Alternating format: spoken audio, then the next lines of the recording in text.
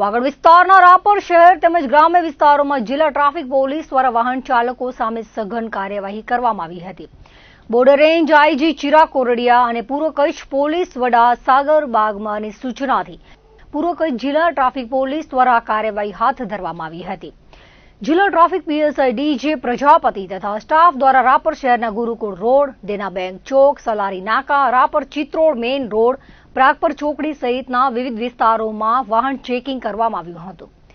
આ અંગે માહિતી આપતા પીએસઆઈ ડીજે પ્રજાપતિએ જણાવ્યું હતું કે રાપર શહેર તથા આસપાસના ગ્રામ્ય વિસ્તારોમાં જરૂરી કાગળો અને આધાર વગર વાહન ચલાવતા, ધૂમ સ્ટાઇલમાં વાહન ચલાવતા તેમજ વાહનોમાં બ્લેક ફિલ્મ લગાવી રોફ જમાવતા ચાલકો સામે કાર્યવાહી કરવામાં આવી હતી.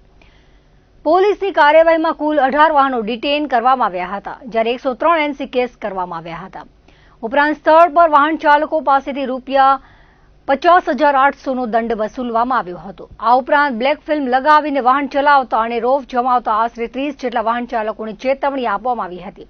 તેમના વાહનો પરથી બ્લેક ફિલ્મ પણ દૂર કરવામાં આવી હતી.